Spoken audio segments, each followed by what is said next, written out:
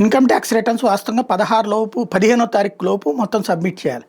కానీ గత 2-3 రోజుల నుంచి కూడా అప్లోడ్ కావట్లేదు, సిస్టమ్స్ ఫెయిల్ అవుతున్నాయి, స్ట్రక్ అయిపోతున్నాయి అంటూ పెద్ద ఎత్తున పబ్లిక్ అందరు కంప్లైంట్ చేస్తే కొంతమంది విమర్శించారు కూడా. ఎన్నో రోజుల నుంచి టైం ఉండగా చిట్ట చివరిలోనే పరుగులు పెడతారు, అందువల్ల ఈ సమస్య వస్తుంది అన్నటువంటి.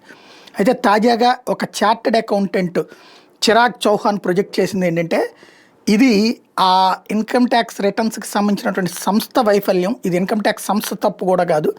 ఇదివరకు టీసీఎస్ చూసేది, అప్పుడు ట్యాక్స్ పోర్టల్ 2019 నుంచి జరిగినటువంటిది 50 లక్షల రిటర్న్స్ స్మూత్గా నడిచిపోయేది. 50 లక్షల రిటర్న్స్ కూడా తీసుకోగలిగేది. ఇవాళ వచ్చేటప్పటికి ఇన్ఫోసిస్ టేకప్ చేసింది. వాళ్ళ దగ్గర ఏం గ్లిచెస్ ఉన్నాయో తెలియదు.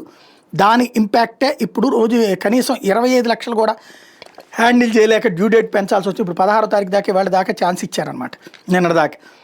దానికి కారణమైంది ఇన్ఫోసిస్ తీసుకున్నాక అన్నటువంటి ఆరోపణ చేసుకొచ్చారు.